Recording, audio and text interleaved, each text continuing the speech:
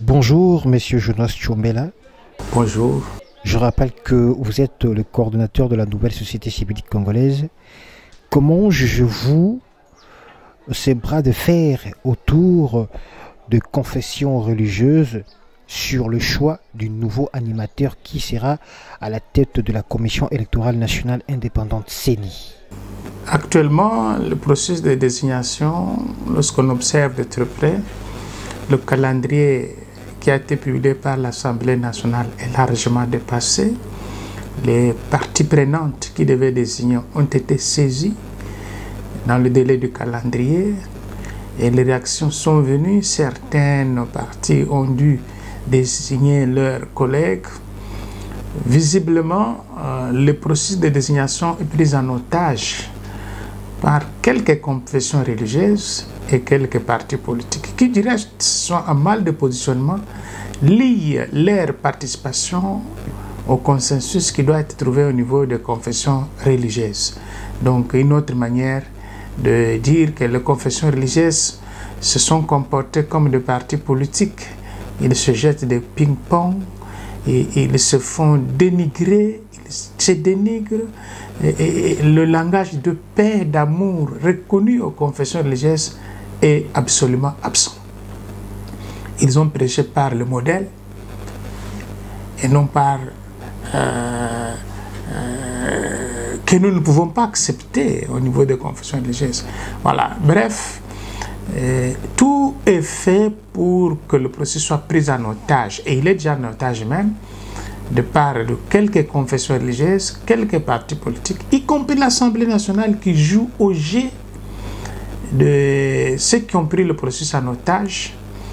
Et la voix de l'expression démocratique est en train d'être étouffée. Et voilà, là où nous en sommes. Et tout ceci pour créer les conditions d'organiser un certain dialogue qui pourra donner des béquilles à ces politiques à mal de positionnement pour se faire encore de l'espace dans le partage de pouvoir. C'est comme si notre pays, à chaque cycle électoral, il doit avoir le dialogue pour partage du pouvoir et créer des conditions de transition, ce qui nous inquiète déjà, nous, à notre niveau. Est-ce que cela ne risque pas de nous conduire vers un dialogue qui peut entraîner un glissement? Est-ce qu'il faut encore venir par le dialogue? Parce que le cadre légal est déjà tracé. Pourquoi ne pas rester? Parce que dans le cadre des institutions, dans le cadre de ce qui se met en place, notre crainte du dialogue, c'est quoi? Les Congolais, nous savons quand ils vont au dialogue, ils vont chercher les conditions de glissement, ils vont chercher les conditions de partage de pouvoir, ils vont chercher à violer l'esprit et la lettre de la Constitution, ce qui peut nous ramener à des choses que nous avions eu le temps de débattre à Sun City, plus tard. Nous avons eu comme si les politiques congolais n'arrivent pas à tirer les leçons du passé et à capitaliser ce qu'il y a comme leçon à tirer pour améliorer les systèmes de gouvernance à venir.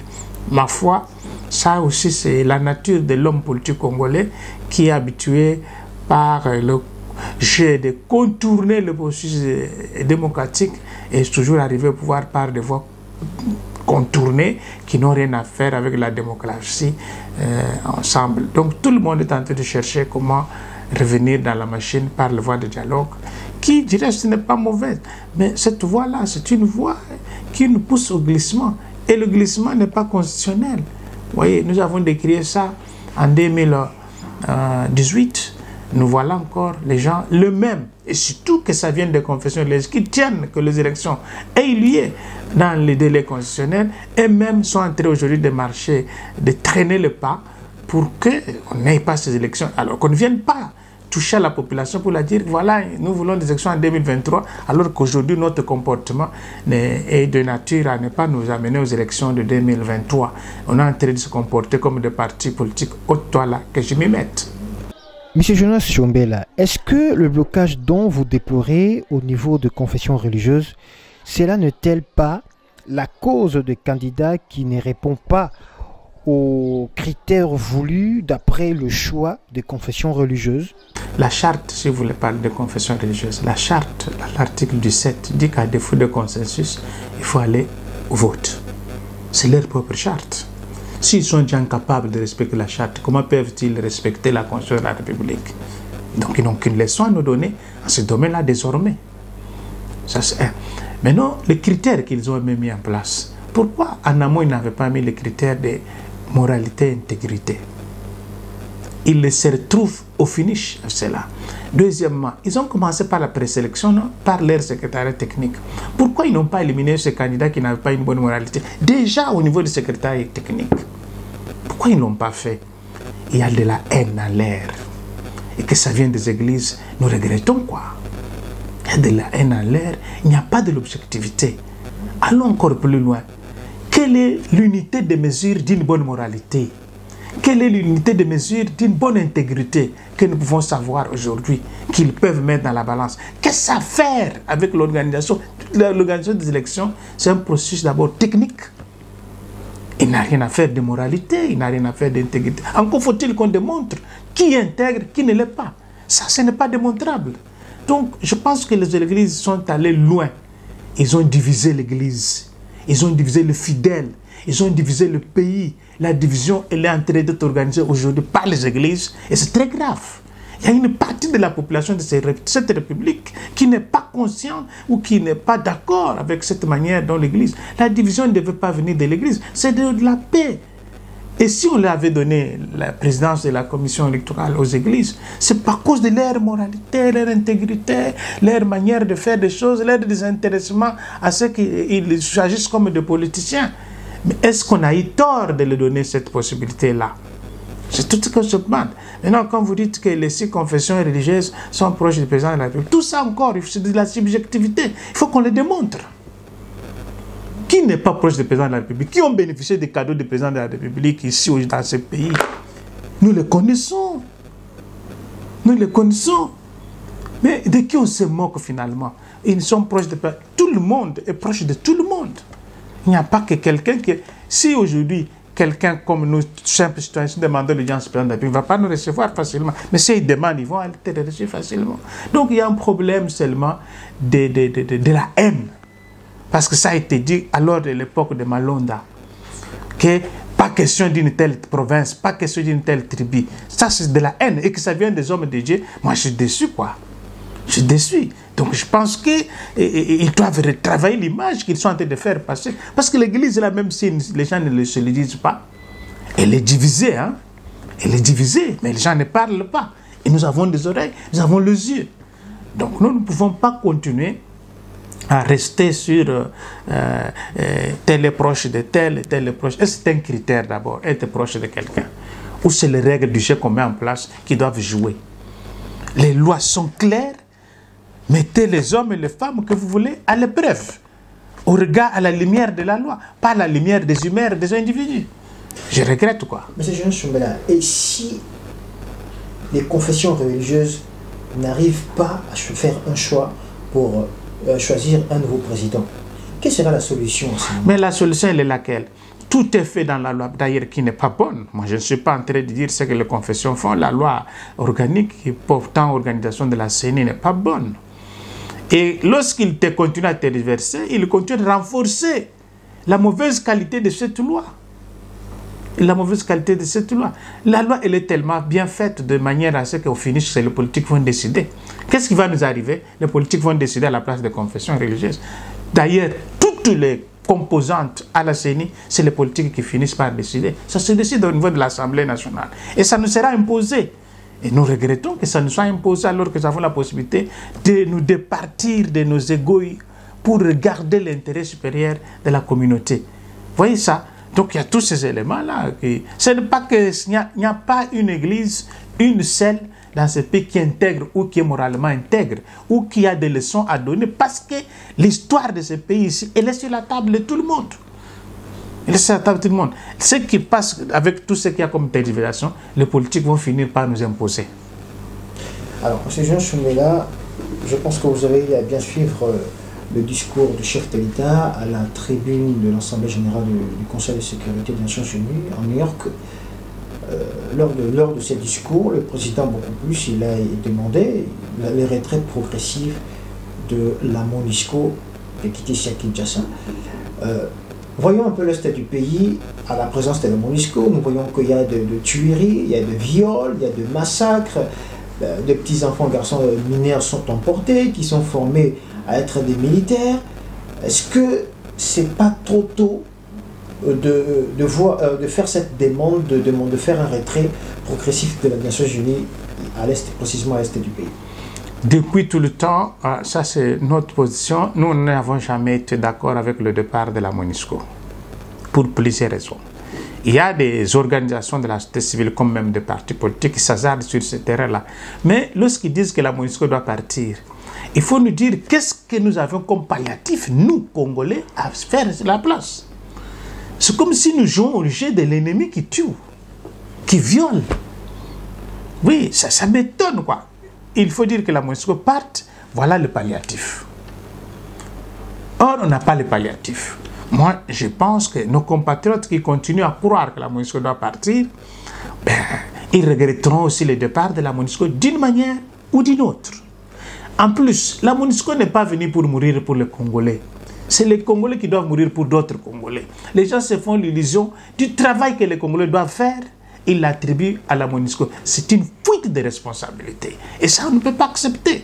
Nous avons une charge, nous Congolais, de protéger nos frontières, de protéger les personnes et les biens, et même ceux qui ont choisi notre pays comme seconde nation, de les protéger, de les porter main secours. C'est d'abord de notre premier devoir, sacré d'ailleurs.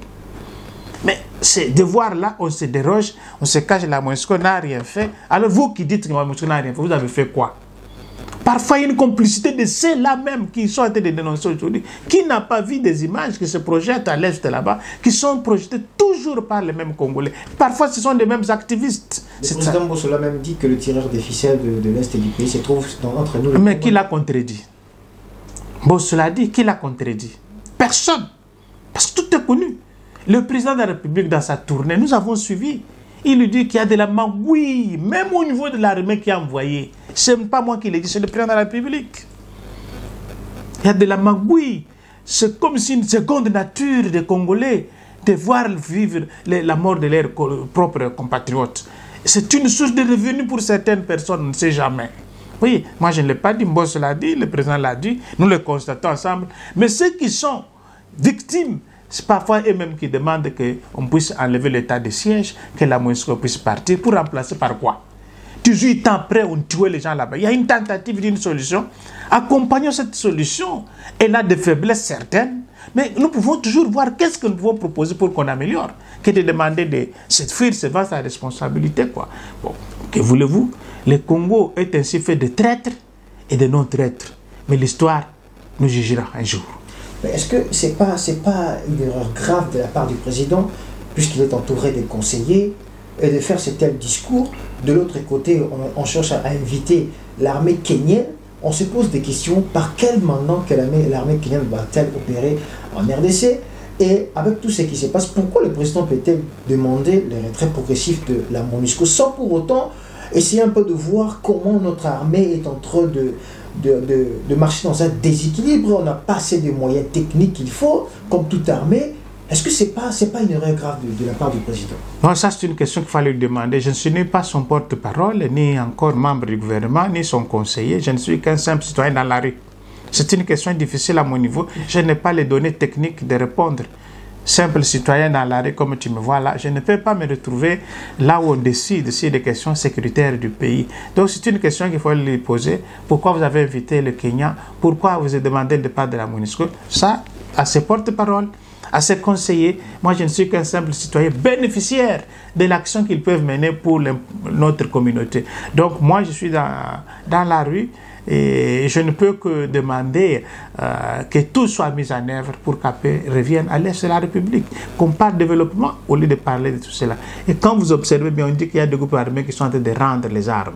Et ces groupes armés-là, quand vous le comptez, vous ne voyez aucun expatrié, c'est des Congolais. Ils ont pris les armes sans idéologie. Qu'est-ce qu'ils pensent? C'est tout ce que nous sommes en train de vivre. Donc, le seul, lui, qui est le garant de l'intégrité de la République, qui prend des mesures dans la mesure qu'il peut amener la paix, bon, c'est le résultat qu'il faut juger. Hein. Une guerre de plus de 20 ans dans l'espace de 5 mois, vous demandez qu'il puisse éradiquer. Les Américains se sont embourbés en Afghanistan. Plus de 20 ans après, ils partent, ils ont laissé l'Afghanistan par terre. L'Afghanistan par terre. Tout ce qui nous arrive, c'était de la politique étrangère. La Libye a été déstabilisée. Aujourd'hui, tous ceux qui sont pris des armes dans la Libye, ceux qui sont dispersés dans la sous-région, en train de semer la terreur. Vous voyez, tout ça, c'est de politique étrangère des États le plus forts. Donc, si les Américains se sont enlisés en Afghanistan, 20 ans après, vous allez demander au gouvernement, qui est racolé d'ailleurs de tous les morceaux, qui n'est pas un gouvernement homogène, vous lui demandez dans l'espace de 3 mois de faire des efforts. Je crois qu'il y a de quoi nous poser la question, est-ce qu'il n'y a pas de la mauvaise foi dans ce type de déclaration? Alors, M. Jonas Tchombala, qu'est-ce que vous pouvez dire, vous, en tant qu'acteur de la société civile congolaise? Quel est le message que vous pouvez adresser au président de la République sur tout ce qui se passe? Je crois que le président de la République a tout intérêt de dénicher dans la République les hommes et les femmes qui ont l'amour du Congo et des Congolais. Au lieu d'aller voir autour de lui des fanatiques, des gens qui ne vont pas l'assister. Et ces hommes et ces femmes existent. Il faut les dénicher. Mais il faut aussi qu'il est dans un gouvernement hétérogène, qui n'est pas homogène, racolé de toutes pièces. Il faut que ces hommes et ces femmes qui animent ces institutions aient ce souci-là du peuple congolais, aient ce souci de la paix du Congo, aient ce souci du développement du Congo. Vous voyez, quand on ne peut avoir quelqu'un au front, il va détourner. Vous voyez, chaque fait, il monte des fictifs. Vous voyez, tout ça, ce sont des choses qui peuvent arriver. Il faut absolument signer le contrat de performance avec chaque institution, chaque individu qui a mandat de l'État. Et c'est sur cette base qu'il peut le juger. C'est un conseil que je lui donne et je le donnerai toujours ce soir. Les contrats de performance avec les chefs militaires qu'il a envoyés. Je vous donne 5 mois. Au bout de 5 mois, je dois vous tenir 1, 2, 3, 4 choses. Et qu'au bout de ce contrat, qu'il y ait un mécanisme de suivi de la qualité et du contrôle du travail qui est fait sur le terrain. Ce qui nous fait défaut. Allez sur l'avenue Bokassa. Elle a été inaugurée. Mais allez, avec ces pluies qui reprennent, vous allez retrouver que des trous ont repris. On a trompé le chef de l'État parce qu'il n'y avait pas un mécanisme de suivi, de contrôle de la qualité. Ça, nous le proposons. Vous voulez qu'on parle sur quelle manière? C'est de cette manière qu'on propose. Mais des gens qui pensent ainsi sont ces gens-là qu'on diabolise. Voilà. Nous, on n'a rien à faire. Nous n'avons que la parole et nous continuons de parler. Monsieur Jonas Tchombala, nous vous disons merci de recevoir éclairement chez vous pour cet entretien. Encore plus, nous vous disons encore un grand merci. C'est moi qui vous dis merci. Merci.